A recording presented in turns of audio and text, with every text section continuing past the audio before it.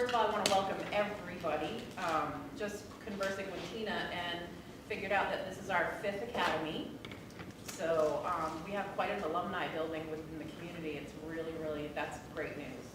So my name is Paula Maysville. I'm the Deputy City Manager. I'm Lebanon native, born and raised here. Have been employed with the city for more than 30 years.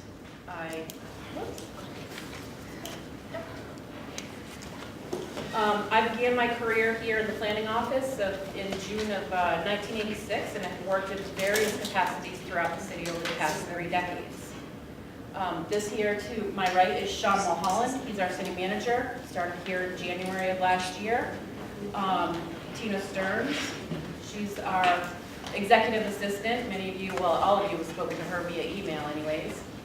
But she's otherwise known as our right hand, our right arm, and most days our right mind. So I'm going to ask Sean to stand, introduce himself to everybody, give a little bit of background. Tina will introduce herself, and then she's going to walk everybody through what's in your binders. So as Paula indicated, I've only been here just over a year now. So that's 2 weeks ago, I think it was. So I'm relatively new to the area. Can you speak up? Sorry about that. I think this room has very poor acoustics in terms of I can definitely do that. my hearing anyway. So I've been here just over a year on the job. I do live in Lebanon, and it's required in my job position. Requires that as part of the charter.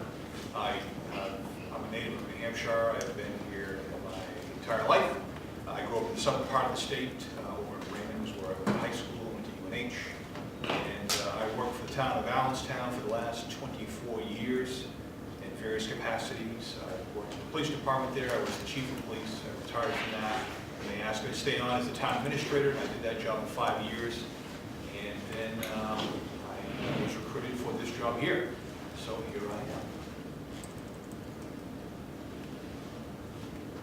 So I am Tina, and I will be the one that will be communicating with most of you. Can I borrow your binder for a second? You may. Thank you. So the reason the classes are being held here instead of City Hall is because currently our elevator is down for repairs.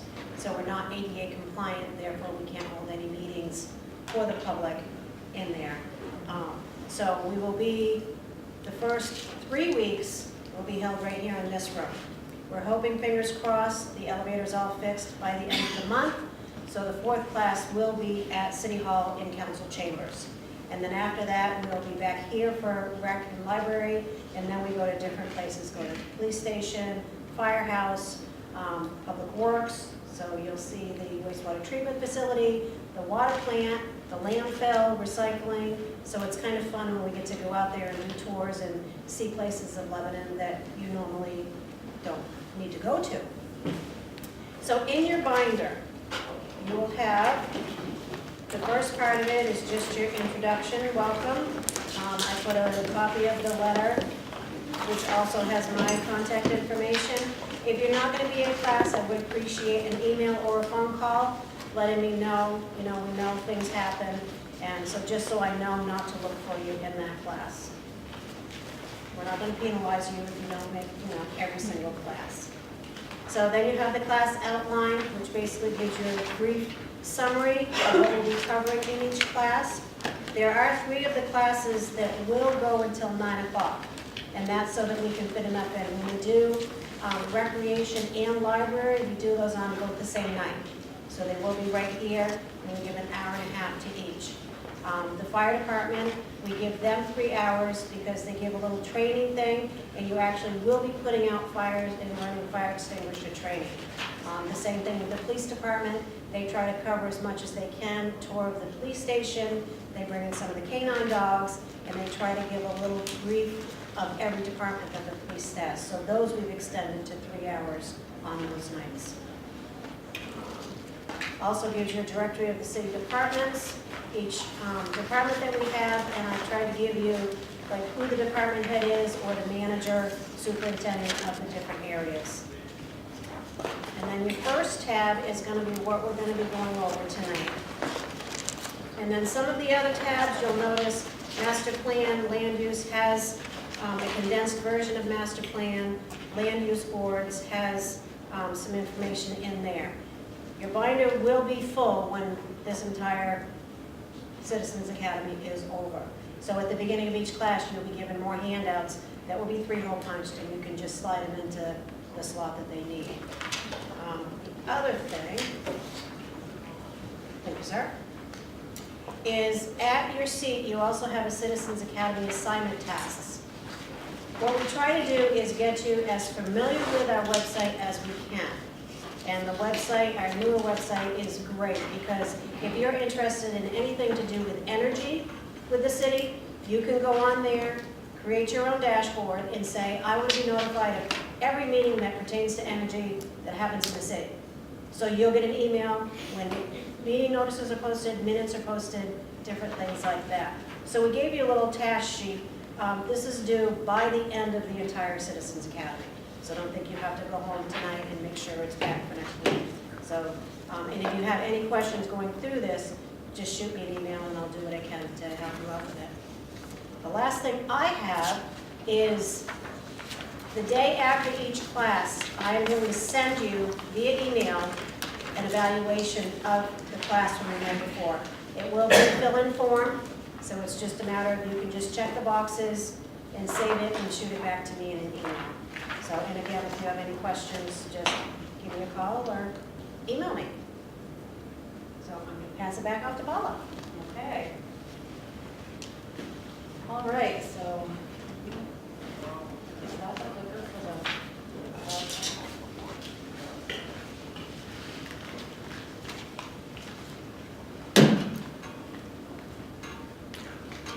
There you go.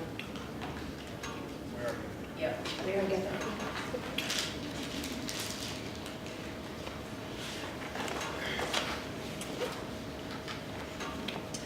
Okay, so, as I said before, welcome to the Lebanon Citizens Academy.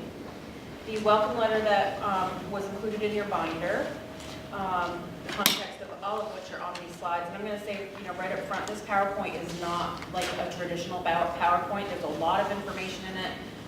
It's more because we wanted to give it as a handout for reference in the future. PowerPoints are sometimes so brief, you just kind of lose where you were, and so you have just a full set of information in front of you, and I'm certainly not going to go through all the slides word by word, but just so that you have that information for future.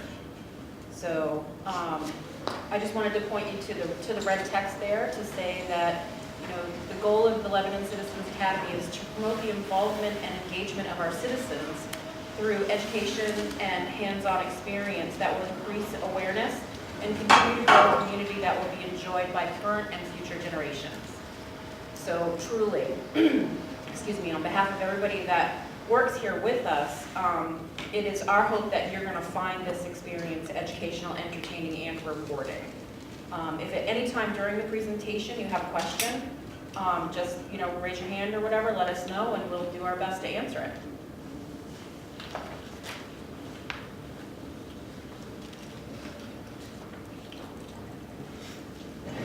So just a little bit of history about the town and the city of Lebanon.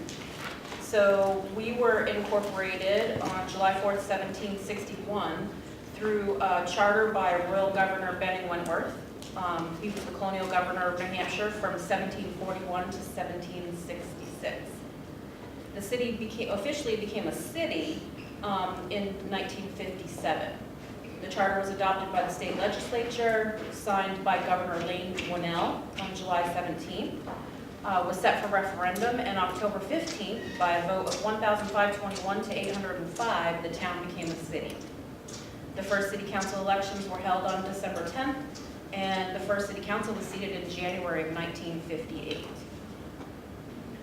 So when we talk about how local government is defined, a municipality is simply just a political subdivision of the state in which the municipal corporation has been established to provide general local government for that population. It can be designated as a city, a borough, a village, or a town. It's just one of several basic types of government. Municipal corporations are organized under applicable state constitution and laws with the power of government expressly or implicitly conferred by the Constitution and laws and also by our local charter. So within our municipality, the powers are exercised by a governing body elected by the people, and that is, you know, your city council. And New Hampshire, which, you know, I think most everybody knows, but has 10 counties, 13 cities, 221 towns, and something called 25 unincorporated places. And honestly, until I started putting together information for this academy, I didn't ever know we had anything such as an unincorporated place. And an example of that is a place called Success, New Hampshire. And Success is located in Coos County, very northern part of the state, located directly east of Berlin on the border with Maine, and its last census population, 2. So it's just kind of interesting when you think about how everybody comes together in the state and we all can be governed in different fashions. And speaking of being governed, a charter. So let me talk a little bit about the charter. So it's a document that grants certain specific rights, powers, and privileges from the sovereign power of the state, our state legislature. And one of the things that, you know, some people also find interesting, it's not technically included in here, but in the context of local government, does anybody know what home rule means? Okay, so home rule refers to a municipality's ability to govern itself, right? So in New Hampshire, we're not a home rule state. And the state is actually what is known as a Dillon rule state. And a Dillon rule state, it establishes that towns and cities may only do those things that their state legislatures give them explicit authority to do. So that is that any rights that are granted as part of our charters are only those rights that are granted by the New Hampshire legislature. And in this, there is no municipality in the state, whether you're a population of 2 or you're a population of 13,560, that has any more rights than any other municipality in the whole state. It comes down from the legislature, and that's it. So when we're talking about how Lebanon is actually governed, do you know how we're governed? We're governed by a city council, city manager form of government, right? So you, as the people of Lebanon, go out and on election day and you elect to the body. So there's 9 members that represent the city as a whole. And that is, So 1 member is elected each from each ward. We have 3 wards in the city. We're sitting in Ward 1. Ward 1 basically covers all of West Lebanon. Ward 2 goes from one of the eastern boundaries of West Lebanon, closer into the downtown Lebanon, and then everything kind of on the outskirts of downtown Lebanon as you go towards the Enfield side of things is Ward 3. So we have 1 member elected annually, but there's 2 members from each ward, and then there are 3 members elected at large. They kind of go off and on from each other, so this year we elect 4 city councilors, next year we elect 5. The year after we're back to 4, the year after that we're back to 5. And when the city became a city in 1957, when it was chartered as that form, the city council is then the legislative body of the city, and they're the body that is responsible to create policy. The city manager is actually in the executive and the administrative role, carrying out all of the policies and managing all of the personnel and the finances of the city. So basically how that works in the structure, we have you as the citizens that elect the governing body that is the city council. The city manager then falls under the city council, and by charter, the only employee in the city that is that of the city council is the manager. Every other employee that works within the city is the city manager's employee. So that's how that works. When we talk about the actual roles of the city council, sorry, because I can't see that very well up there. Like I was just saying, so the council is charged with creating and enacting policies. They approve funding as part of the annual budget. That includes the capital improvement program. They appoint our citizen volunteers to city boards, committees, and commissions, which over the next couple of sessions after this one, you all are going to learn a lot more about. It's a pretty important role in how everything happens around us every day. So we really hope that one of the things that comes out of this is some interest in serving in some capacity on one of those. Would be just, there's so much going on that can pique anybody's interest. I think that you'll find it interesting in the next couple of weeks. The council also represents citizen interests at the higher levels of government, and they actively engage stakeholders in community-related matters. So as we look at this year, 2019, part of with the council's charge with approving the funding of the annual budget, this year's budget is $71 million in change. And $23 million of that is dedicated to our capital improvement program. So it's a big responsibility, and one that they take seriously, and we take seriously as everybody should. City manager's role. So he's definitely charged with administering city council policy. Anything that's passed as a legislative matter, it's then up to the city council to make sure that those things get enacted. The office is charged with developing the annual budget. So he's going to talk more about that as we get into the session tonight, how all of that comes about. Charged with developing a capital improvement program. Again, we'll touch a little bit more on that as we get in. He oversees the operation of 12 departments, minus the 2 that I currently, but we work together in that fashion. We worked with all of our departments to develop annual outcomes in our work plan, which is part of your binder, the materials that you have tonight. Encourage you to take a look at that, get a little bit familiar with it. It helps to make the connections between our master plan, our capital improvement program, budget, and basically daily, operations and how those fit into how we're working on an annual basis. So the other thing that the city manager's office is charged with is actively engaging stakeholders in community-related matters. So it's always our hope that when we are talking about bigger functions that need to happen, and we're constantly looking to engage with people. And I'm sure that everybody understands that that can be quite a challenge when you're dealing with an entire community. People get information in all different ways. So just trying to make sure that we reach as many people as possible to get people engaged in what's happening in the city as a whole is really important to what we do. It helps us make better decisions.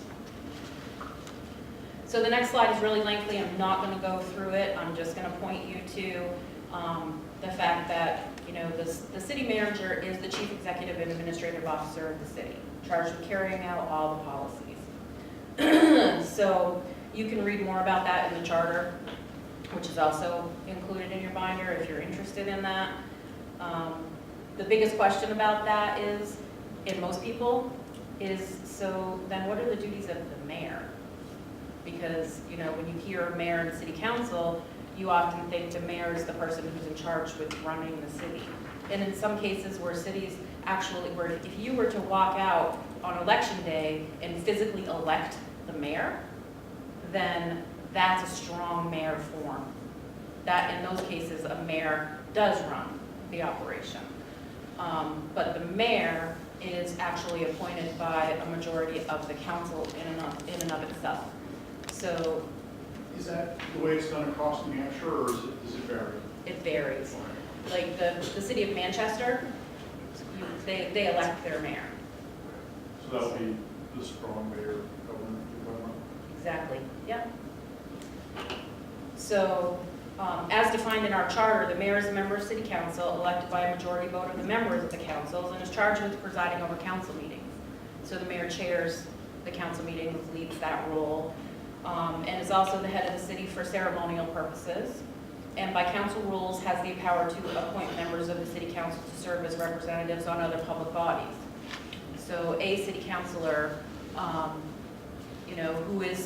who would be charged with serving on another body within the city, like the planning board or the heritage commission, the conservation commission, economic vitality, whichever, that happens by the office of the mayor. The other thing that the mayor has the authority and power to do is to set the items that are actually going to take place at council meetings.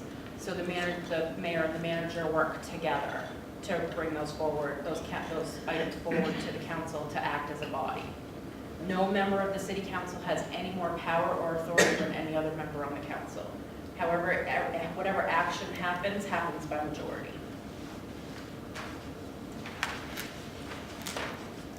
So the last thing that I'm going to talk a little bit about is basically, do you know that you have a right to know?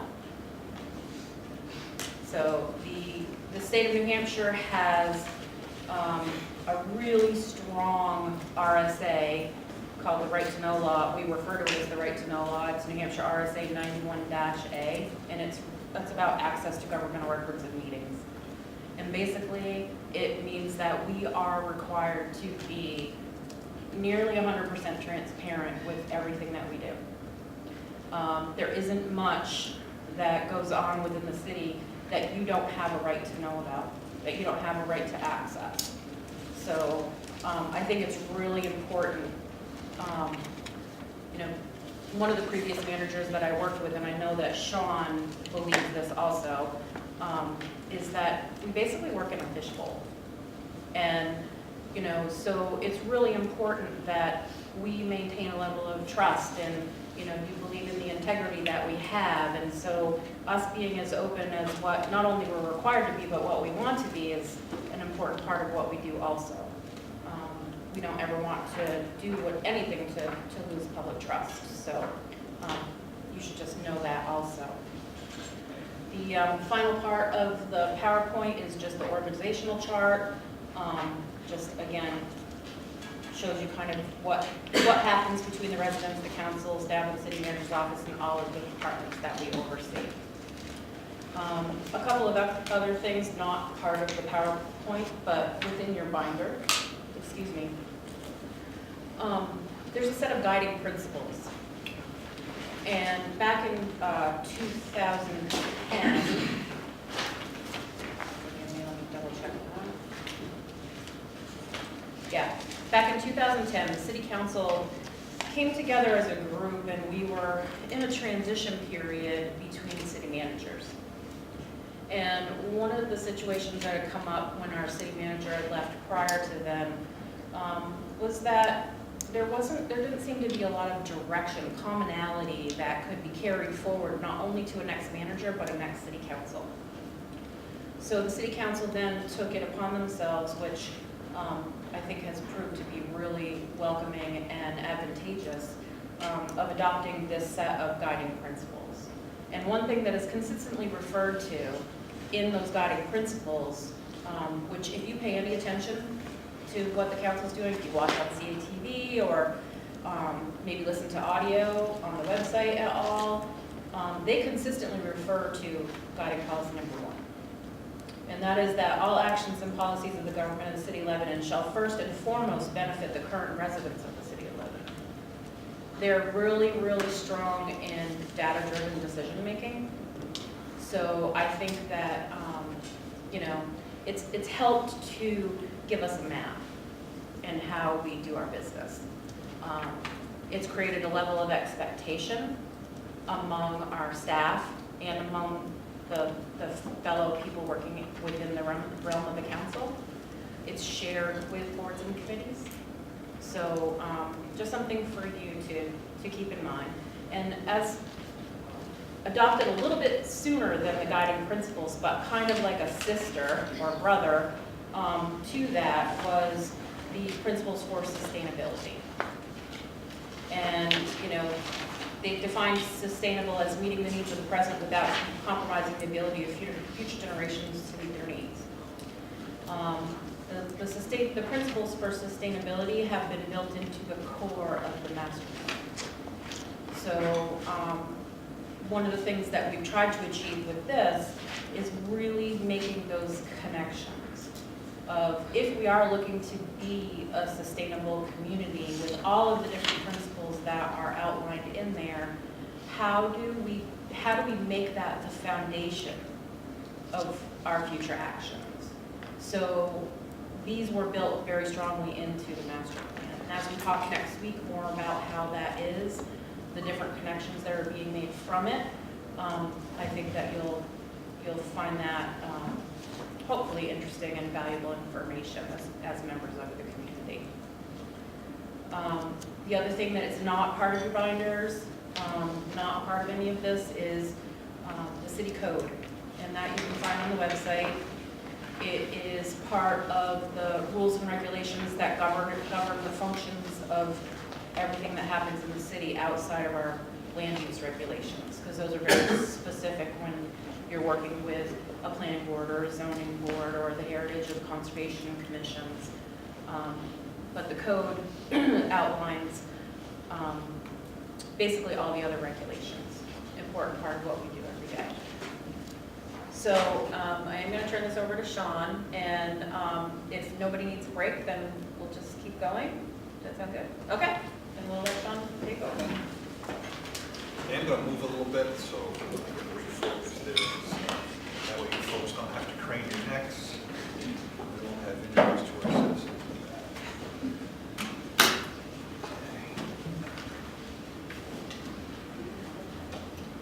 All right, so in your packet, there is a section, the first orange little divider, and there's a PowerPoint there that we're actually going to go through. We don't have it for the screen, so we can't bring that up there, but we're just going to go through that.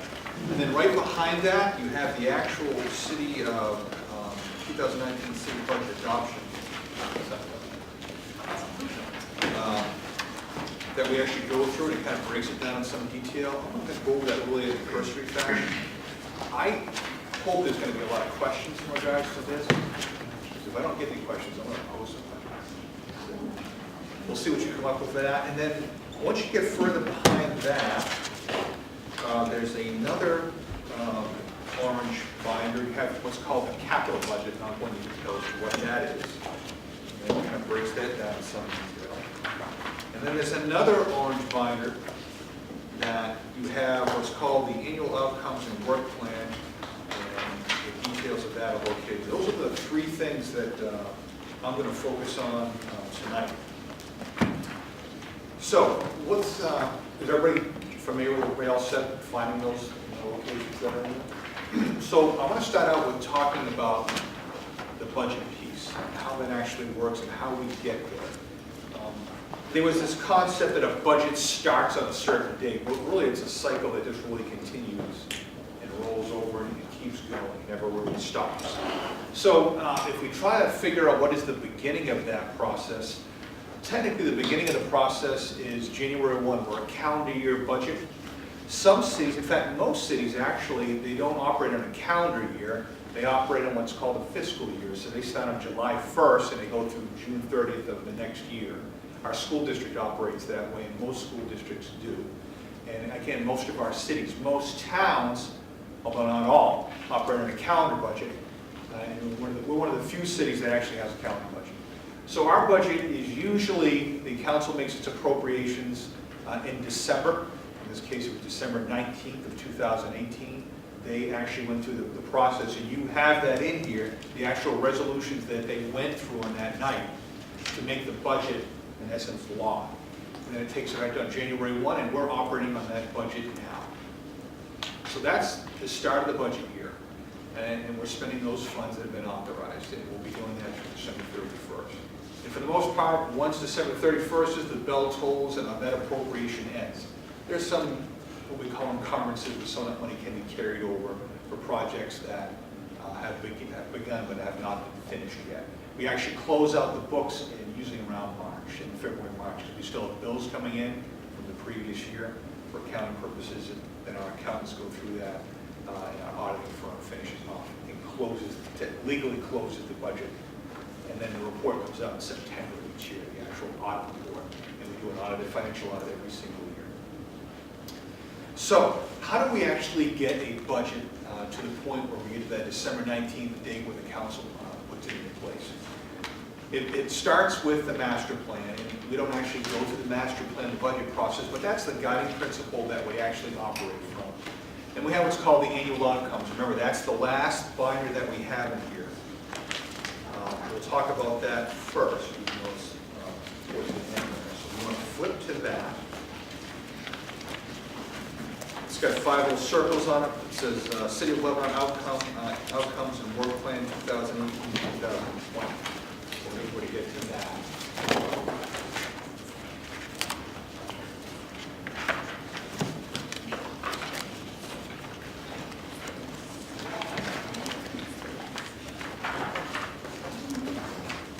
Everybody have it? What do we do? Remember, if you have questions at any time, please just raise your hand. I'll blur it out. We'll work on those. I don't want to lose anybody on this. I'm not going to get real deep into the weeds unless you ask me questions to do that. I'm trying to give you basically an overview of it. So the annual outcomes, budget's not just a matter of putting numbers together. We have to have a basis by which, policy by which we operate on to develop that budget. A budget is simply the means by which we take policy and put it into action. Most of the things we do cost money. Some things, policy decisions don't actually have a financial piece, but most of them do. So basically, the budget is the enaction of policy by the council. So this is how we develop that, the annual outcomes. Now, I will tell you, the community that I came from before, and the vast majority of communities don't actually have a strategic plan or annual outcomes like we do here. This city did this before I came along, by the way, and I give them enormous credit for doing this. It's very difficult to get people to agree sometimes on what these things are. And our council's been successful in doing that for several years now. So kudos to the people who came before me that actually put this together and actually followed with most of that work. The council reviews this in April. We have workshops in April, not regular council meeting nights, but they're extra council meeting nights where they come in and we actually go through this work plan that's been developed by the city manager's office and the departments as to what we're trying to actually accomplish, the wording of those pieces. And we actually take this annual outcomes, and this is the basis by which we actually develop our budget. So if you look at some of those, page 7 of that, it's in green, excellent planning. Highly efficient, customer-focused organization. That's the city manager's office. That's a function we're responsible for. And you have the strategies piece of that. High level of citizen engagement in all aspects of city business. Market or proof of citizens academy participation, which is what we have here tonight. Innovative and creative problem solving to process oriented issues. Ease of access to public documents to enhance transparency. And Paula talked a little bit about that in RSA 91A, which is the state statute. So it's not a matter of just, we have to follow the letter of the statute. There's the spirit of that as well, to try to get as much information out to people as quickly as possible in a format that they can use without having to go through a laborious process in which you find it or ask for it or pay for it. And this, I'm just going to use this one as an example. 2018 outcome measures, policies and regulations reviewed and updated where and when needed. Process consolidation streamlined when possible. And begin review of records management process. So this changes every year a little bit here and there. And that's one of the objectives we've got this year is an electronic records management process to allow greater transparency, to allow the speed of information to be provided to residents. And looking ahead in 2019 and 2020, well-attended Citizens Academy implementation of the records management system that was reviewed and developed, which is what we're actually doing right now. We started that in January. That's just an example of one of it, and there are several of them in here for different functions of the city, economic vitality, public safety and security. Yeah. So what you just read in there, that outcome about a well-attended Citizens Academy. Everybody hear that outcome? Thank you very much. Should I just check that off right now? So we've done one thing we said we were going to do so far. Exactly. We're going to try to do all the rest of these as well. So I'll let you peruse these at your leisure. You may have more questions about that tonight or when you come back in the future. They're quite lengthy. And we'll be going through that process again this April with the council. So the councils actually get to spend quite a bit of time. We have budget workshops as well. In most communities, your city councils or selectmen actually get paid a small stipend, anywhere from $3,000 to $5,000. Ours do not get paid anything. Actually, we give them pizza a couple of times a year. That's what we get paid for the time that they volunteer. So that's a bit about the outcomes. And again, we use this as the basis by which we build our budget. The priorities in the budget to accomplish the tasks that you see in here. And if they don't fit in there, they're a far lesser priority. And the other part of that, and this year we have several departments. The goal is to have all of them, but several departments have started what's called a business plan, a specific detailed plan about their operations that you would commonly see in the private sector of the business. That is what we're developing. Our police department, fire department, two in the box this year. Wastewater and water work, wastewater and landfill are the other two that we're going to do this year. The library is coming up. Yes, ma'am. So how many people are in all these departments, in these 12 departments? We have 186 full-time employees that work for the city, and there's another 20 part-time. We have seasonal people as well. In a lot of the departments, we have seasonal people at the landfill that only work part of the year, and then they're laid off. We have people who work at the pools that they work several months out of the year and they're laid off. We have people doing snow removal that are laid off at a certain period of time. So it's 186 is our workforce. Okay. Good question. And that obviously goes directly into the budget because the most expensive part of the budget, of course, is salaries and benefits of employees. So I know you haven't had a chance to really look at this yet, but any questions about the annual outcomes, how we do that, how we get there?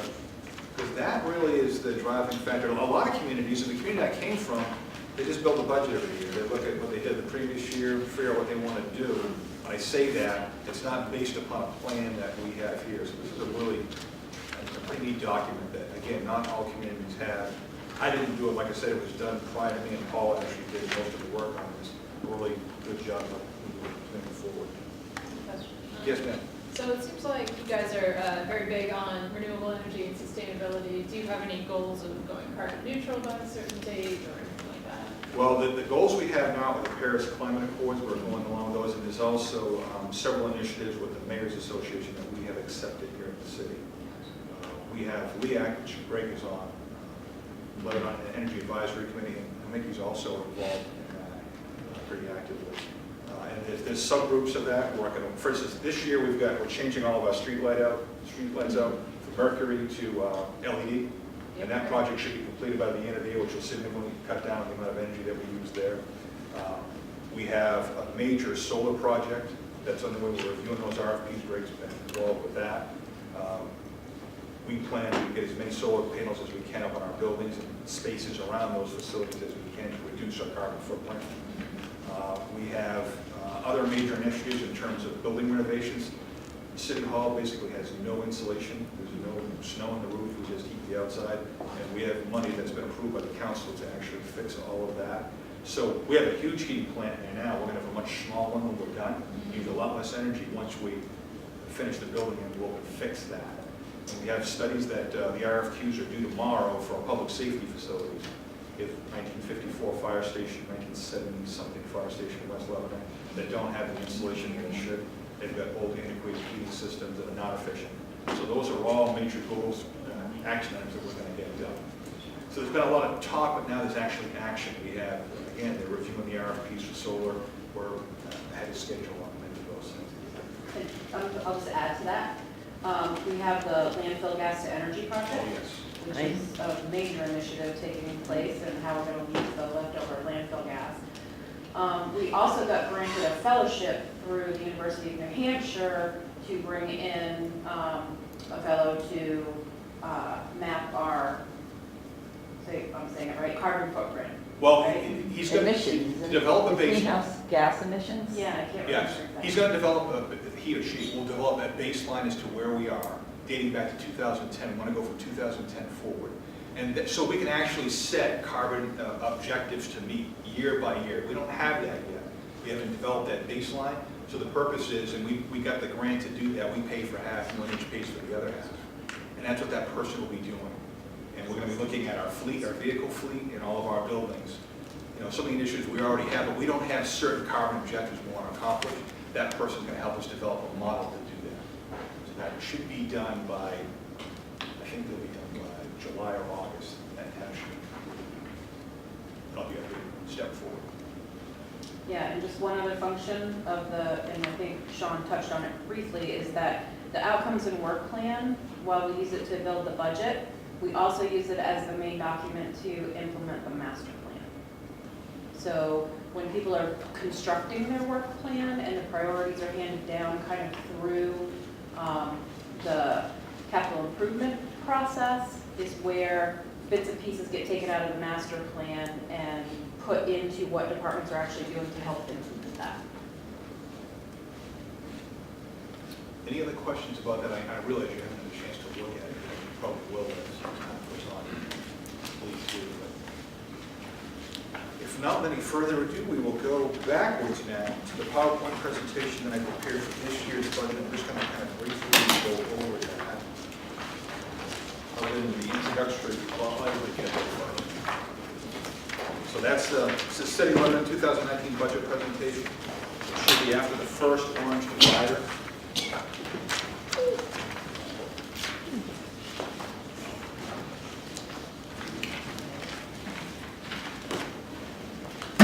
So it looks like this.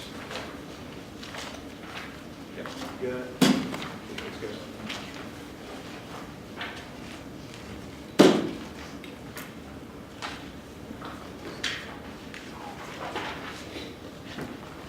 All set.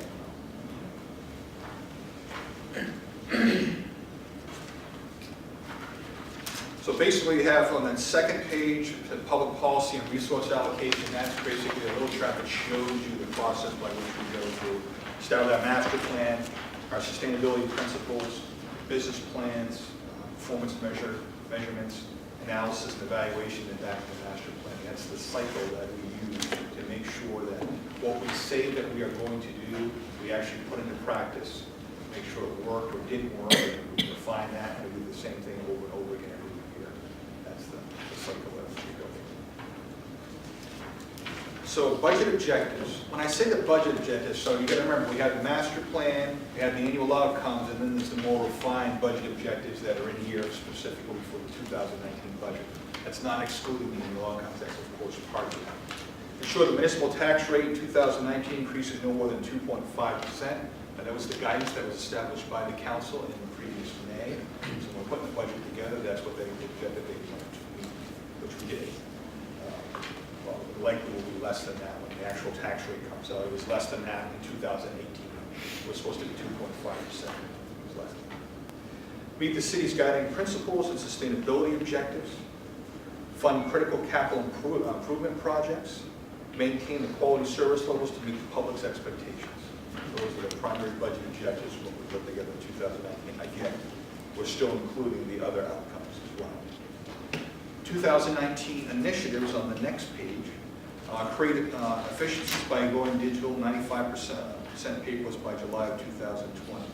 This is a big change for local governments in particular, is to go away from paper, I used to hate paper, and to go to electronic formats.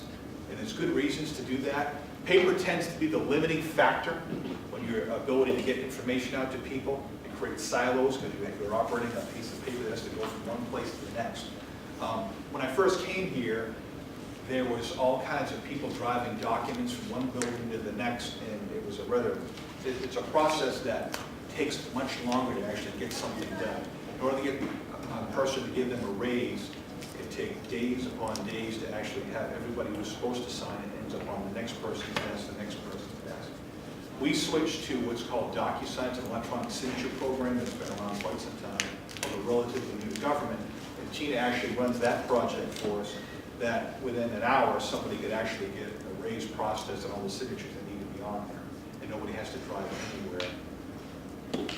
Nobody has to go any place to do that. And when it's all said and done, the paper doesn't have to go into a filing cabinet, it goes into an electronic management system. Why is that important? When one of our residents or somebody asks for a piece of information, we don't have to send somebody looking for a piece of paper in a filing cabinet. We can simply email it to them very quickly. We get easily searchable documents in electronic format. And eventually, the goal is to be able to have the data available readily to the public where they can mine that data or research that data themselves when they want to, whether it be 3 o'clock in the morning or a Saturday when City Hall is closed. They don't have to ask for the information, they can look for it themselves. That's the ultimate goal. So the primary objectives right now is by September, all the departments have to use the electronic signature program. And then by July of 2020, that we would be 95% paperless, which means when we do the Citizens Academy, we will not have binders. That's fine by me. We just purchased laptops for our counselors so that they can operate in a paperless environment and get the information they need far more quickly, and it's convenient for them as they are volunteers. They can do this on their lunch break or any time at home when it's convenient. Right now, the only access they have to information is when we stick a packet in front of them or put it in their mailbox, which means they got to drive down and get it or wait until the night of a council meeting and pick it up then. It's pretty hard to read that as we're going through it. So this will allow them to do their jobs a lot better than what it was before. So that's a major initiative that we are actually ahead of schedule on. Staff is doing a really great job to do that. Most places, and as you know, you all work someplace. Nobody really likes change, and this means significant change. And usually there's a lot of opposition to that, and there really hasn't been opposition to that here. Our folks have been really good about doing this. They're way ahead of the electronic signature program. It was supposed to be initiated in September, and most departments are already there. In fact, very few documents actually come to me to sign that are in paper format, so people are way ahead of that. And Sandy Allen, our clerk, is leading up the electronic records management system project, the research for that. She's got a team of people that work on that. She's way ahead of schedule on that, and that will be in place before it was supposed to be, which is great. Update excavation code, implement roadway degradation fees. What does that mean? So in some communities in our state and across the country, when you dig a hole in the roadway, well, in all communities, you have to replace that pavement. And what you see, and you've seen this across all the places, a year later you've got these bumps and these little valleys of the road and all that. Well, after they put that pavement in there, we're responsible for it after that. The purpose of a roadway degradation fee is when they dig up and they're going to build a trench, if they're going to put a pipeline in there or underground conduit or anything that is non-city related, they have to put that back to its original condition. And on top of that, they have to pay a roadway degradation fee that goes into a fund and allows us, instead of the taxpayers being responsible for that, allows that fund to be able to use to fix roads. And you don't have to go very far to see that we need to spend some money on fixing roads here in our city. So that's the purpose of that, and that will help bring some additional revenue. And that's scheduled, I think, for March to go for the council. So again, we're ahead of schedule on that plan. Increased septic volume received at the wastewater treatment facility produced revenue to be used for capital projects. Sewers are very expensive. As you know, we just spent about we will spend about $71 million on upgrading our sewers and stormwaters throughout the city. And we are required to do that under administrative order of EPA. That is an enormous amount of money for a community this size. It is. We've had to borrow a lot, and it eats up a lot of our budget. So we are trying to find ways to be able to fund that other than the ratepayers. Because remember, sewers is a ratepayer. It's not a taxpayer. It's a ratepayer, water and sewer. So one of the ways we're going to do that is we're going to actually lower the rate we charge for septic hauls. That's people who have septic tanks. Our rate is not marketable. Or a lot of our sewer goes to other communities. In fact, it goes to the community I used to work in. We took in 22% of the state's sewer for a town of 4,000 people. But we didn't have to pay for any capital improvements. Our sewer rates never increased because we were using we can't call it profits, but the revenue surplus from that, we can't call it business, but from that economic activity that helped to pay for the capital improvements. Whereas here, ours have gone up considerably and they continue to go up. So we're trying to find ways to turn that around and let somebody else pay for our sewer improvements. So the council has already taken the first step, and they'll be taking hopefully the second step to reduce our septage hauler rates, which will bring in considerably more revenue to help pay for some of those capital improvements. So that's one of the things we're looking at. Amend the landfill fees to adequately cover costs for future capital projects. So we're one of the few communities in the state, in fact the country, that still has an active landfill. We serve about 22 communities altogether in the state of New Hampshire as well as Vermont. So we charge a certain rate right now. But what is the value of that space? And that is something that the business plan that they're developing right now. What is the value of that space that is being used up? And what's the impact of that in the future? In other words, if I charge $69 a ton for municipal solid waste right now, what's the premium of that space in that landfill? Once it's gone, it's gone. So we're going to be taking a close look at that. We may be taking in less landfill municipal solid waste in the future, but it will allow for our residents the longer-term benefit of being able to bring the trash to some place. That's an analysis that really has to be done. It really hasn't been done. And our rates are not what they should be.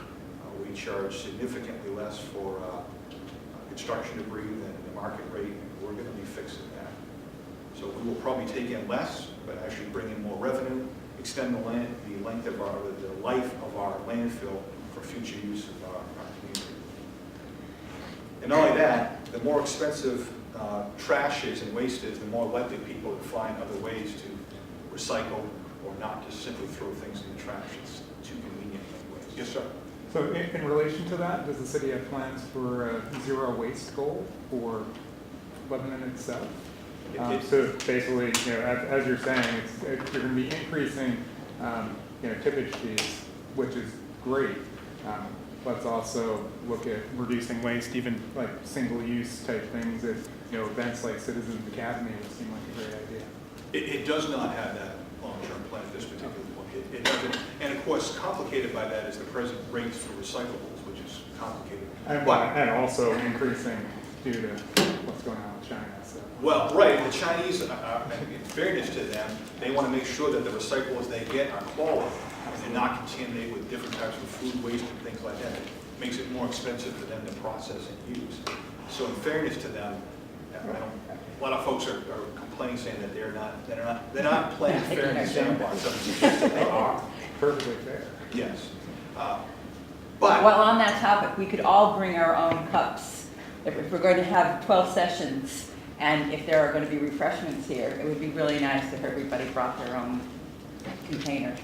we did that with the council. We actually got cups from UNH that were donated. And so they all have the UNH cups, and they use that, so we don't have to do that. And that was after the April as refill, not landfill month, which was great, and it would be nice to continue that focus. I agree to see city policy pushing towards essentially zero waste, which is where we eventually need to be. So. Right, but we don't have that. No, we don't have that in place right now.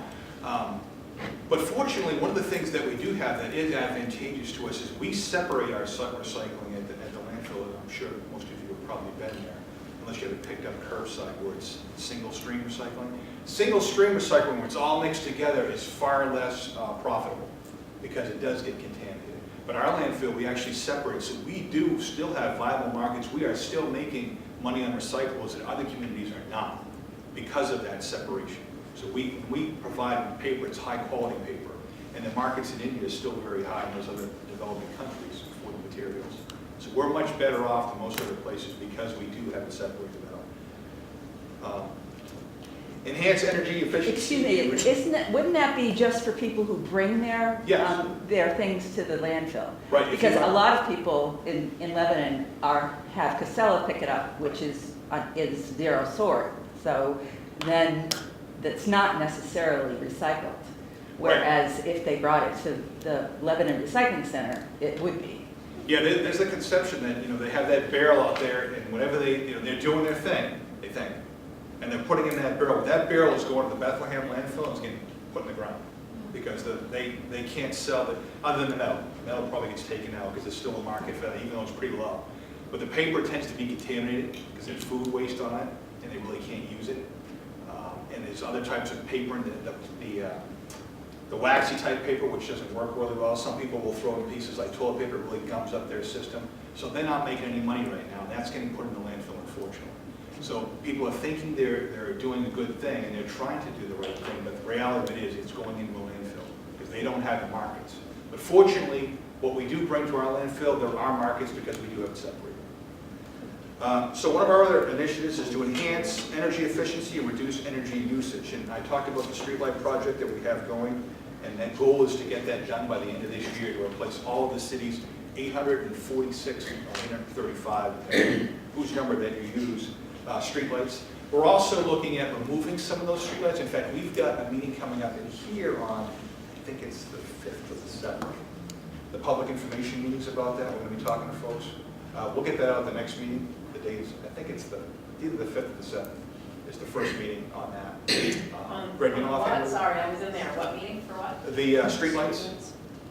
Yes, the first meeting is on, I believe, March 4th.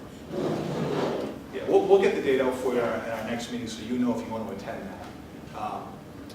But there's two of them. One will be here, and one will be over at City Hall to give folks the information about what we're doing with the project. And also, we would like to eliminate some of the streetlights. We feel some of them are not necessary, especially in the very rural areas where we traditionally would not have streetlights.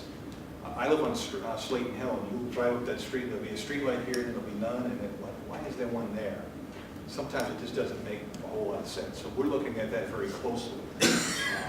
And there are some people that don't want a streetlight because of the light that shines into their house. So we're very interested in hearing from those folks, and so we can eliminate those. So when we do the replacement, we're not going to buy an extra streetlight that we don't need there. That's the goal of that. And that, of course, reduces our carbon footprint and the energy that we use. So we're looking at that, and there'll be meetings on that. We'll have an initial list of streetlights, and we're looking for feedback on that. Some folks want the streetlight that's there. In our traditional urban areas, most of those are going to stay, again, unless the people in a certain area don't want a streetlight on the street. We have the solar project, as I talked about, and again, they're reviewing the RFPs now. We'll be selecting a vendor, and we'll be, hopefully by the end of the year, moving forward with installing some solar panels in the Roosevelt building. Right now, we have that and dual action trackers, other pieces of wire to produce solar energy. Landfill gas energy project we talked about. Right now, we're flaring that. That's the methane gas that comes from the landfill, the decomposition of materials in the landfill. We're actually just burning it, and that carbon's just going in the air, and there's no benefit derived from that. So we want to put one of the things we're looking at is being able to produce electricity with that, be able to sell back to the grid. And then building upgrades. I told you the status of many of our buildings. In some cases, there's simply no insulation at all, and we need to work on those building envelopes to reduce the amount of energy that we use. And we have two large boilers at City Hall. We want to reduce that to a much smaller unit. So we're not producing the carbon, we're not wasting the money on fuel. And we're not heating the outside, which is probably a good thing. The continuation of the initiatives, reduce personnel benefits costs by changing to a high deductible health care plan. Most of you in the private sector probably are already used to this. You probably have a high deductible plan. We are moving to that. And by moving to that, we're actually going to reduce the cost to employees and to the employer and provide the same quality of health care. There was a pretty significant reduction when we wanted to do that. And we got all 4 unions to agree to that. And that took effect on January 1st. And that worked out quite well. Create a TIF district to enable development in Area 1 Bravo at the airport. So we have different areas, 1B, 2B, 3B. And there's an area that has been talked about for quite some time to create an industrial park in there, and that's Area 1B. There's an industrial park up there now. It's basically adjacent to that. Yes. Yes, tax incrementing finance district. So what that does, we already have one in the downtown area. So a tax increment finance district is all of the taxes that are derived from new development in that area. So right now you've got a baseline in the downtown area of the city, right? So whatever the taxes are that are coming in from that, they go to the general fund, they go to the school district, and they go to the county. Any new buildings or any new increase in value in that downtown area, that increment, that new increment, will go into a special fund that will be allowed to be used for downtown redevelopment purposes, improvements in the downtown area. So the entire portion of the tax rate will be the school's portion, will be the county's portion, all goes into that fund for that particular purpose. And there's a TIF advisory board, by the way, that we need to fill, we need volunteers to fill. Pays really well. I get pizza once or twice a year, something like that. So if you're interested in that, we have openings on that. Does Lebanon have that? No, but there's been discussion about that. Is the Iron Horse Park, I don't know if you're familiar with that, the development there. There's a lot of discussion about creating a TIF district there for all the improvements that would go along with that. And we're looking at one for the airport, but not for the downtown area. That was the Iron Horse project. There was talk about including the downtown area, including the River Park development, Mr. Clemens, but that right now we're focused on just what would be that industrial park area. And then implement fixed asset management program, enhance the life of cycle assets, and develop digital work order program. What that means in real layman's terms is, when I came here, I need to know what the status is of all my buildings. For instance, when is this heating unit going to be replaced? When, this floor has a certain lifespan. How long is that going to be? When do I have to replace that? We don't have a computer system that does that. And a lot of communities don't, but we need to have that here. And we have actually a $120,000 grant from the state to do that. So that we know exactly where all of our water lines are, all of our sewer lines are, what their lifespan is, and how we should be planning to replace those. What goes along with that is an electronic work order program. Right now, when DPW goes out and does work, they're cleaning out a ditch line, or they're fixing a catch basin, one of the guys in the crews fills out a piece of paper, gives it to another guy who fills out another piece of paper, who puts it in a filing cabinet, and it doesn't produce any metrics for me, it doesn't produce any data for me that I can make decisions on. This would be an electronic system that would do that. So all of our buildings, all of our infrastructure, the new streetlights we're putting in, all be put in there. So when you call up and say, listen, there's a pothole over on Main Street or Maple Street or whatever it might be, you call City Hall, the police department, whatever, they can do a work order program right in there in the computer system that goes to the supervisor at DPW, who assigns it electronically to one of the crews on the road that quickly. They're out there doing their job with laptops and actually highway trucks, DPW trucks. So they can go out there, fill that pothole, report that back, and because you reported it, you get an email that tells you that pothole, you reported that at 9 o'clock in the morning that pothole was filled by 10:30. So you know that what you requested was actually addressed. That's what those systems are capable of doing. And it produces data for me, because when that truck goes out and the two people that are in it, I have the salary of those two persons, and I also have the cost of that truck. It tells me how much it costs to fill potholes, and it calculates that number for me. I don't have that data right now, but it allows me to make data-driven decisions on a much faster format. So that's what fixed asset management is, and that's the short story about how that really works, and what we're trying to accomplish with that. So that's a major objective, which by the end of the year, they should at least have selected the program we're going to use and start the training. I don't have the money for the laptops in this budget that would go in the trucks, but that will be in 2020. So it'll be a 2-year rollout for that. We'll get that task accomplished. So those are some of the big objectives that I'm trying to accomplish with the budget that I had asked for. So budget overview. The increase, the projected increase in taxes for 2018 was 2.5, is actually ended up being 2.3. And then the increase in water rates, and the total budget was $67 million. In 2019, we're also looking at a 2.5% increase. And right now, even with the budget that's been passed, when we set the tax rate in the fall, because that's when we do that, it'll probably be less than that. It's tracking to be less than the 2.5%. Which is a good thing. What's not so good is an 8% increase in water rates and 7.2% increase in sewer rates. That's because we have all that debt that now is coming due that we have to pay due to those projects that were related to stormwater separation, combined sewers. Everybody know what a combined sewer is? So old communities, they had one pipe that it usually had two different sections on it. So when you had low water flows, the sanitary sewer would flush the toilet, and the stormwater all went into that lower section and went to the wastewater treatment plant. And you had heavy rains and went above that into the second part of that pipe. We have a setup like that. To make a long story short, and then what the lower pipe can't handle goes into the river.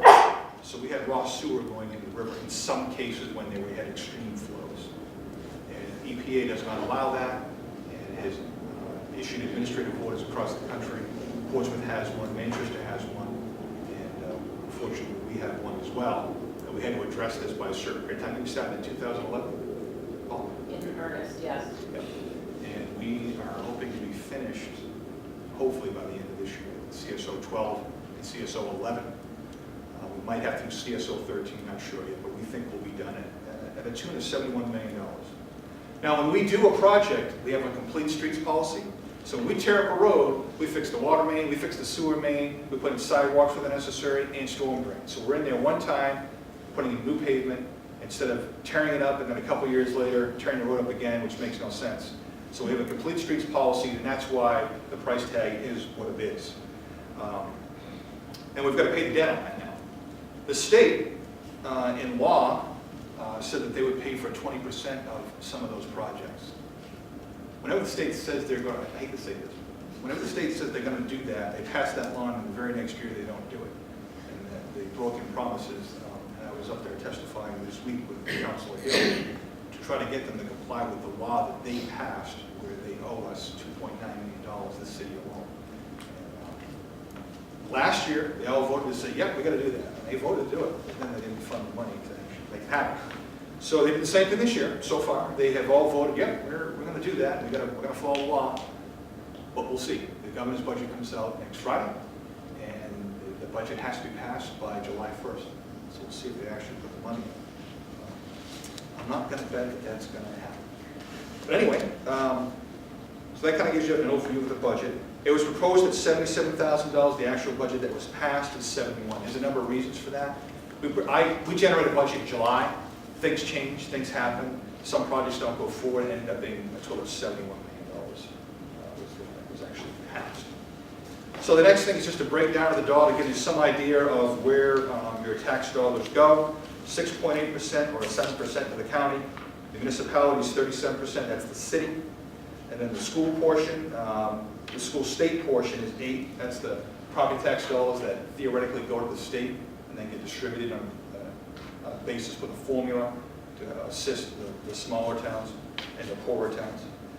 In the school district, the regular school district property tax is 48% of the tax dollar that is spent. And of course, as you know, they have a larger workforce than the city does, and that's expensive. So that's a lot of the explanation why theirs is more expensive than ours.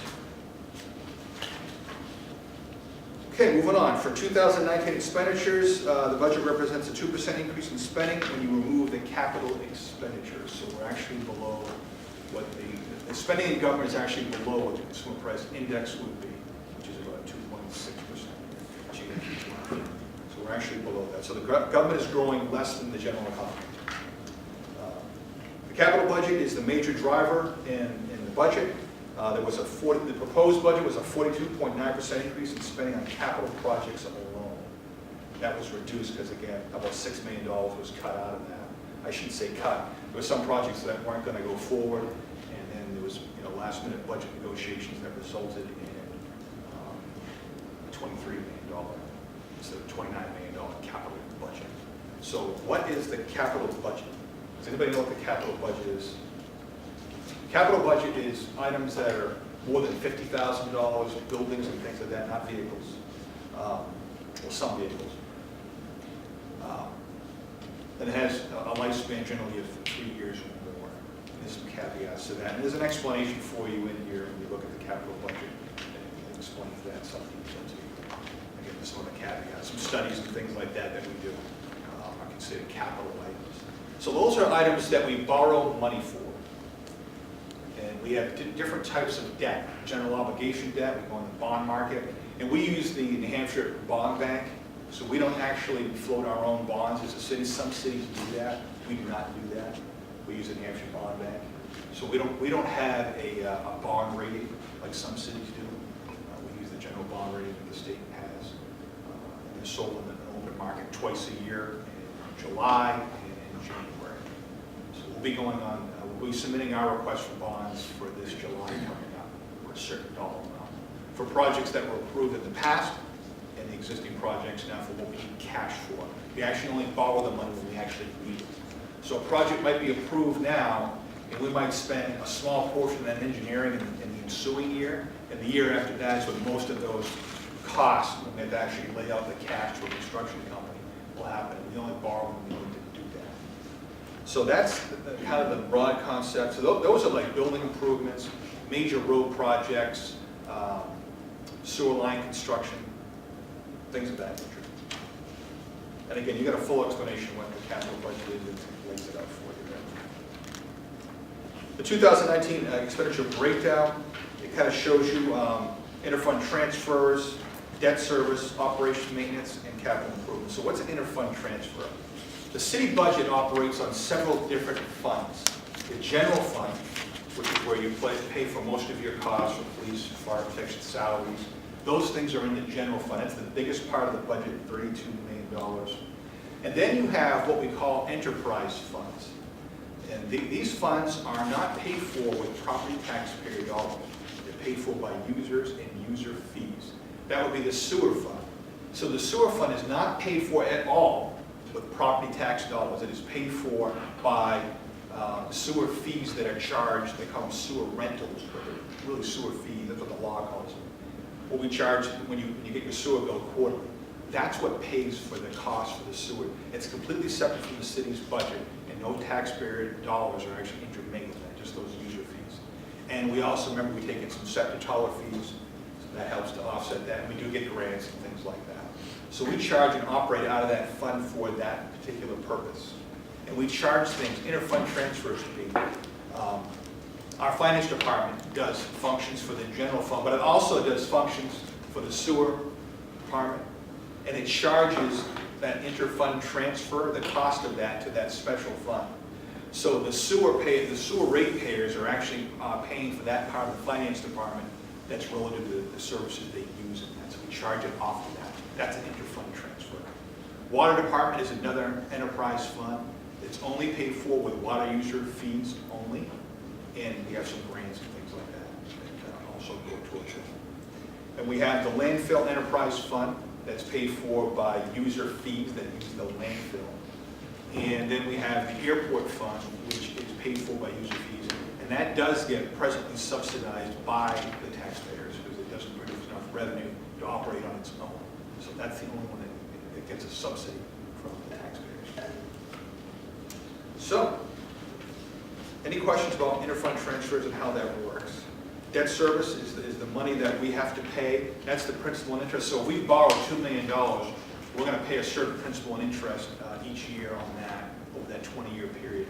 And that represents the cost of that debt service for all the debt that the city has. Operations and maintenance, that's the regular everyday funds. That's where we pay salaries, we buy sand or salt, that comes out of there. Capital improvements, again, are the major projects. Again, sewer main construction, water main construction, roadway reconstruction, building renovation, or building construction. Those are capital projects.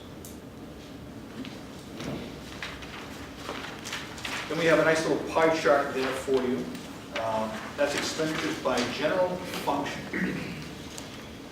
Capital improvements, community development and preservation, community services, debt service, general government, human services, those interfund transfers we talked about, there's quite a bit of money going back and forth. Municipal services, and that would be a lot of the Department of Public Works type functions. Public safety, that's police and fire and emergency management. Sanitation would be, of course, the landfill. And then transportation, that also includes the bus service that we pay for. The city pays a subsidy for that to manage transit. And water resources.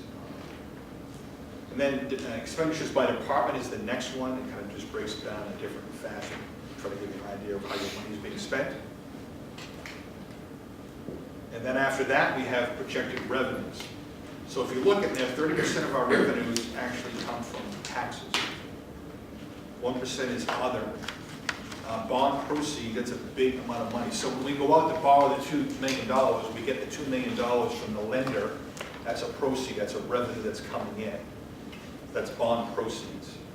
Interfund transfers, again, that's funds paying each other for services that are provided. So if the Department of Public Works takes a bucket loader and they go down and they do some work for the water department, they get the water fund gets charged for the use of that service. Charges for services, and that's a whole range of things from if you have to pay for trash at the landfill, I'm trying to think of some of the permits that you pay for, things of that nature. Intergovernmental revenue, that's mostly your grants. Licenses and permits would be your dog licenses and motor vehicle registrations and things like that. You can see the revenue that comes in. So that's our revenue streams that come into the city each year, and that's the projected amounts for 2000. And of course, there'll be some that'll come in. Well, we always project our revenues very conservatively, and they always come in higher than that, sometimes significantly higher than that. We'll receive grants that we didn't anticipate during the year that'll come in, drives that number up. What part of the taxes comes from businesses versus residents? I would have to break that down for, that's the, you mean property taxpayer? Yeah. Yeah. We have, our businesses take up about 40% of our assessed value, and 60% is residential, which is different in a lot of communities, it's a smaller number. So we actually have a higher percentage of businesses here. The exact dollar amount, we have, our tax base is $1.9 billion. It's just under $2 billion.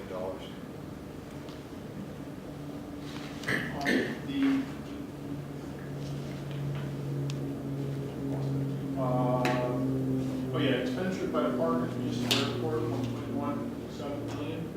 Is that the total shortfall, or does that include expenditures out of the enterprise account? No, that's the total expenditures for that operation. Some of that is paid for out of funds, that revenue that's received from the airport operations, and then it's subsidized. It's like $265,000 this year from the property tax base. So tax rate projections for 2020 and 21, and the finance director put together a 5-year projection. It's a rolling 5-year projection. Because when the peak of those interest and dividend payments, principal and interest payments come in, that's the highest years in 2020 and 21. And we're projecting a 3% increase in taxes in both of those years, although I'm not planning on presenting a budget with a 3% increase. So it should be less than that, but that's what his financial projections are, to keep everything level, the same level of service without laying people off. That's what the projections are, but we plan to do better than that, reduce that amount. Because what you're using is fund balance. So let me just explain to you what fund balance is. Unassigned fund balance or unreserved fund balance, wherever you go it's a little bit different, they use a different term. So what that is we project a certain amount of money of revenue coming in each year. Let's say it's $35 million. And we bring in actually $37 million. That extra $2 million goes into the unassigned fund balance. So we didn't count on that. When we set our tax rate, it's based on a certain amount of what the projected revenues are. So we're going to set the tax rate in like October. We're not going to finish the year, so we won't know for sure exactly what our revenues are. We'll have 10 months of what we've collected so far. But inevitably, we bring in more revenue than what we project. So that adds to the unassigned fund balance.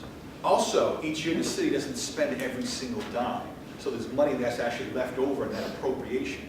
And that goes into the unassigned fund balance. Now, there are some affluent communities that in this state that have a fund balance of about 8%. We're at like 26%. So our fund balance is very healthy. The financial status of this city is very, very strong. There are some communities not very far away that are cities, and they have like an $8,000 fund balance, which is very, very bad.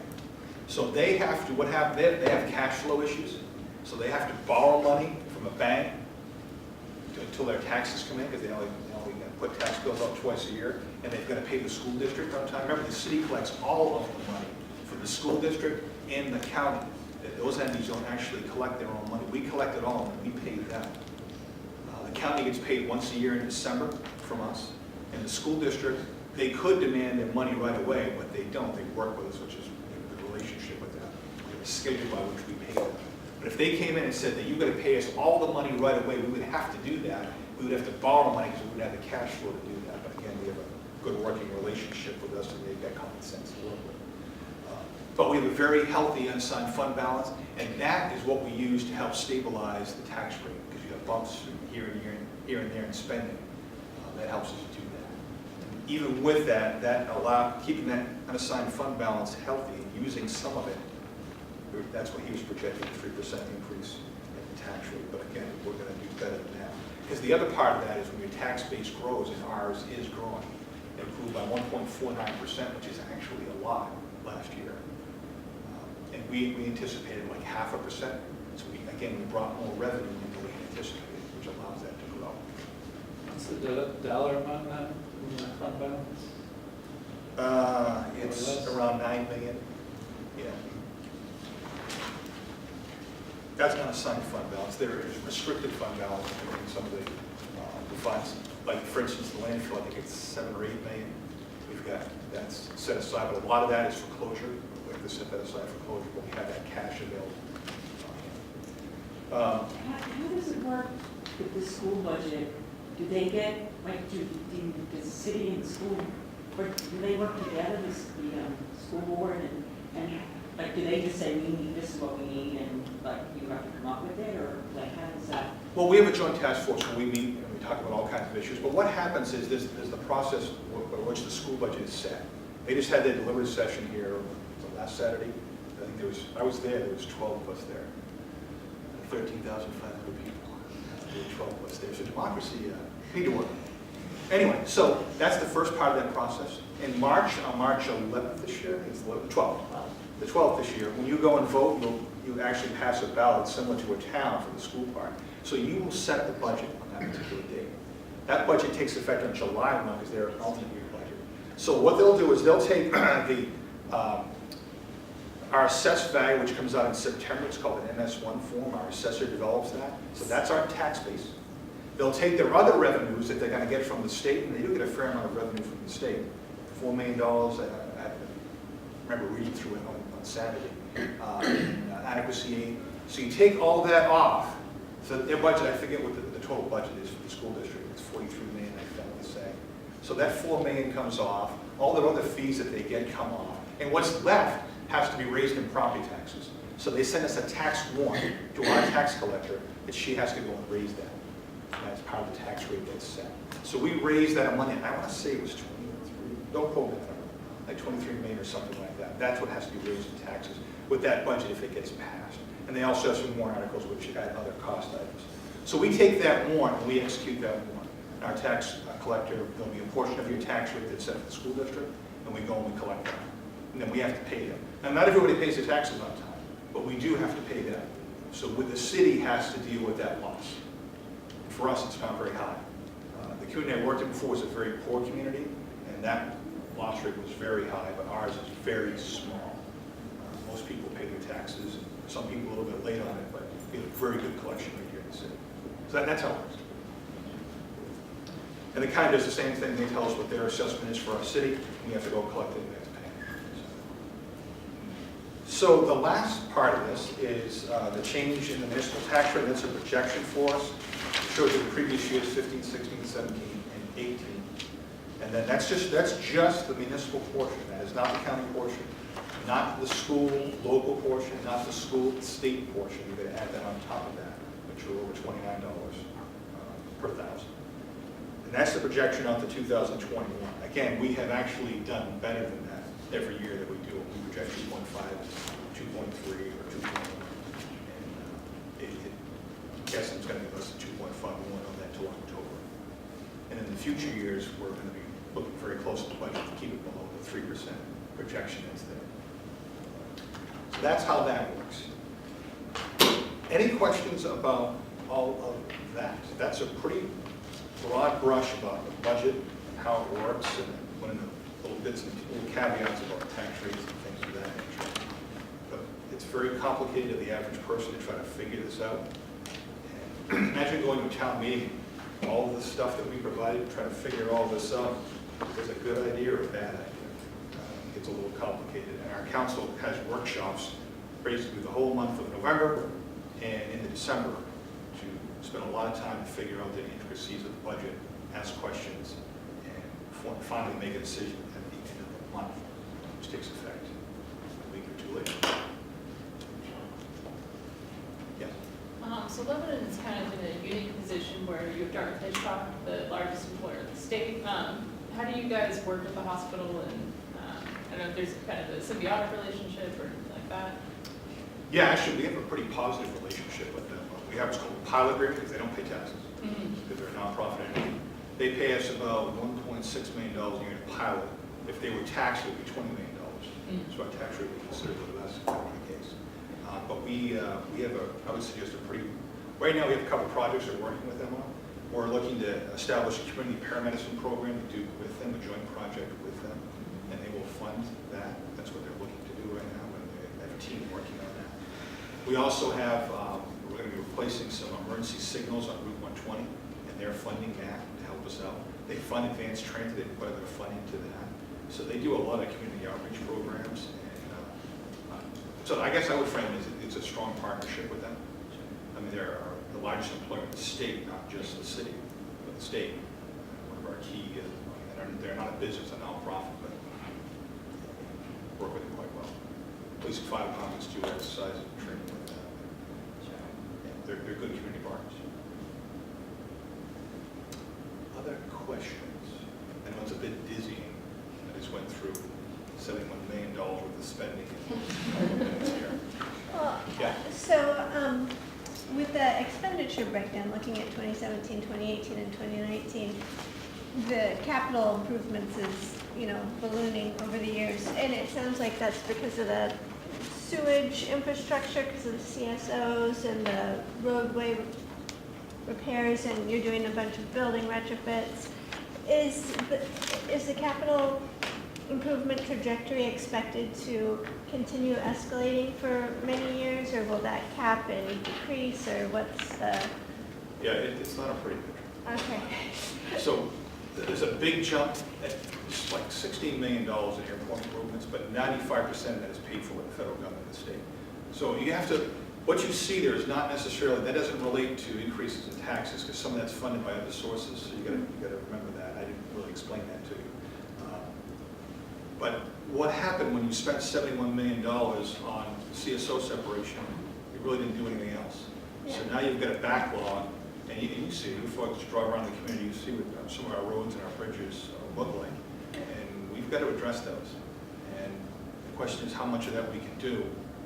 And there's the age-old debate, how much can we really afford to spend? When do we get to the point of diminishing returns where our businesses can't operate here and it's more attractive to go somewhere else? And how much can our residents pay?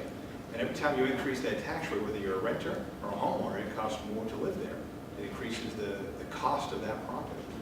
So where's that tipping point? We cut $6 million out of that capital improvements, and I pushed out projects that problem is not going to go away. And in some cases, it's going to get more expensive. And the more I push it off, sometimes it get more expensive again. Doing construction in budget year 2019, the construction cost of 2019 is one thing. Concrete and steel can go up by 11 or 18% in any given year. So is it better to borrow that money and pay 3% increase, or deal with the upfront cost at 11 or 18% increase? So there's all kinds of analysis that you have to do and think about that. But the simple answer is we don't have all the money that we need to do all the things we need to do, and not everything's going to get done. And you see that. You see the sidewalks and the roadways, and we're struggling to keep up with that. I got 66 miles of sewer, and I'm not even going to do a mile's worth of work this year. And some of it's 60, 70 years old. And if I put a new sewer in today, I won't have enough money to replace it 70 years from now. So we have to think about this infrastructure we're putting in. Is it sustainable? Can we continue to do that? Does it make more sense to have infill? We have larger densities of people and fewer sewer lines, because all this infrastructure was built and nobody had a plan to repair it. That's why that fixed asset management program, I want to know what I'm looking at 20 years from now. What is that projected cost going to be? Is that really sustainable? I would suggest to you it isn't, because we don't have the money to do all of it. I can't replace those sewers. I've got sewers that have cracks in them, that are collapsed in some cases. We're actually treating millions of gallons per day of just groundwater that we don't need to treat, the wastewater treatment plant, because it's going into our pipes because they get so many cracks in them, and they got roots in them. If we could eliminate that, we would reduce our costs significantly. But the cost to fix that is pretty steep. We're just starting that process. So it's challenging. But no, I don't have enough money to do all the things I got to do, and I can't squeeze that much more out of you folks to get it there. One thing that worries me, and, you know, because there's a pretty high in West Led as far as our neighbors, there's a lot of us that are close to retirement or retired, and all of us are looking at an $8,000 a year tax, property tax. I moved up here from the south where we had a much larger house for $2,000 a year. Why the difference? And I'm talking South Carolina, Nashville, where houses, you know, are much more. Why is there such a huge difference? Because it's meaning people are all talking about we're going to have to leave. Because for a retired person living on Social Security or something, it really is it's $800 or $900 a month that you pay on property tax, basically. Why is the one here so much larger? Because there they don't have income tax, they don't have, you know, it's the same setup for New Hampshire. I'm just, why is it so much higher? In those states, they have broad-based taxes. They may not have income tax, but they probably have a sales tax. Definitely Tennessee does. Sometimes I think, why don't we get people from Vermont that shop in West Leb to pay a sales tax where it'll take some pressure off of us paying our property tax. And definitely Tennessee has a sales tax that's pretty high. And South Carolina had one that wasn't nearly as high as Tennessee, but yeah, they do have a sales tax, that is true, so. But that's what you see in those states. The state actually provides a lot more aid to its school districts and its municipalities. We're here, we're pretty much, we have to fend for ourselves. So if you're an affluent town, you've got better services, but because I used to work in a poor town. Yeah. And you don't have anything, and you're scraping to get together what you have, and you can't keep people because they go into the big town that pays more money. So it's a cycle that you've got poor towns and you've got rich towns. Those who are lucky and those who are not. And I would suggest to you that's more the case in this state than any other because of our tax policies. We have the second highest property taxes in the country behind New Jersey, which has the broad-based taxes plus the high property tax. So of course, this is a policy issue in terms of some people would say, well, we're going to spend less. Well, there's certainly an argument to be made there. But I got to fix these roads and that costs me money. I need money to do that. And really the municipality part of the property tax, I didn't really realize this until recently, is pretty small compared to the schools or whatever, you know. So. Yeah, everybody likes to blame the schools. I never bought that because it's expensive to run a school. They have a lot of staff, and they have expensive staff because they're college-educated folks, and they should be paid. I mean, we have to compete with everybody else to keep those people to do that job, and that's very expensive to run a school district. I don't run a school district, but so I don't do the thing that some folks would say, yeah, it's the school. They're the ones that the schools are a critical And I'm part not of it. cutting them either. I'm just saying I was surprised by what percent went to the municipality and what percent went to the school. But Most states fund their schools differently than we do Right. here. that's what I'm really asking because there's such I know a the big. legislature is, well, part of the legislature is really working hard to change that because it affects how our schools operate. And then people really resent, paying such large property taxes. But That's what I was wondering. It was more educational because I'm like, why is it so no, different it's because here? they receive so few funds. Yeah. And as a former educator, I know how our budgets work. Yeah. As compared to what I know about. So you have a regressive, what's considered a regressive tax. So if two of us own the same house and this person makes $200,000, and this person makes 60, they're paying the same taxes, the same tax burden. But of course, for this person, that's a lot more difficult to swallow at 60,000 a year. So elderly folks, they're stuck with that. Whereas if you, an income tax, obviously it's based on your income. When you're older, generally your income is less or less taxable, so you feel less of an impact on that.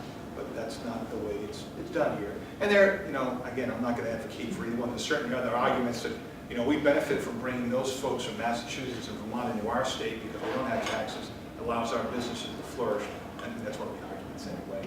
But of course, that requires for us more police protection, fire services, because those commercial areas require a lot of services from us. And those shell buildings really don't produce that many taxes for us, property taxes. So the property taxpayer is eating a lot of that, because that really, that infrastructure is not that expensive. It's not that valuable. And quickly, Carolinas do have income tax. So as, and I know, Okay. No, yeah, Tennessee doesn't have an income tax. Okay, I know, but the Carolinas South definitely. Carolina does, but it's small compared to, a lot of states. Yeah, and We've there's lived a lot of also the places. amount of services that you're providing. A lot of some of the other states, especially if you get into more rural areas, don't have sewers, don't necessarily have water systems. You're on a pump, you're on a septic system. So some of it's also that, you know, most people in Lebanon have a lot of these services, and school districts are often better, higher quality. There's another part too, that one thing that you do well is counties. You spread services. Where I worked, there was a fire station, and then there was another fire station not even a mile up the street, and a mile, and there was another one. Each one of them has a ladder truck, and those are $1.4 million on average. Does that make sense? Because the desire for local control is very, very strong.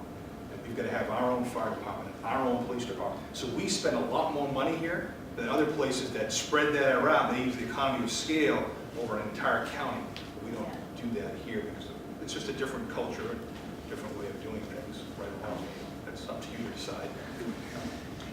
Isn't there some sort of support for people over 65 in terms of their tax? How does that work? Well, there's an exemption that you can, but it's also based upon your income.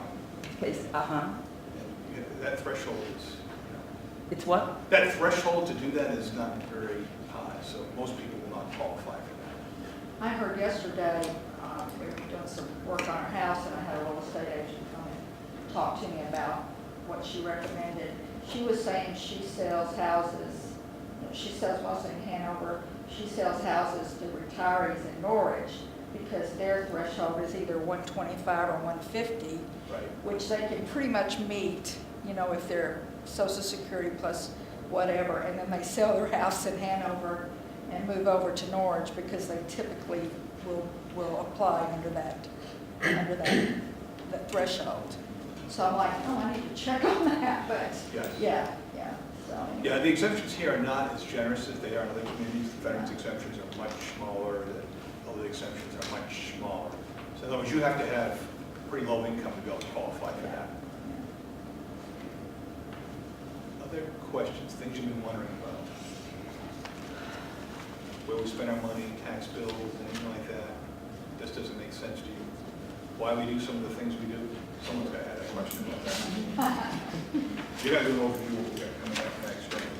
So if you think of something, obviously I'm going to be here, but Paula will do that overview to get you in so we can finish on time and get you home.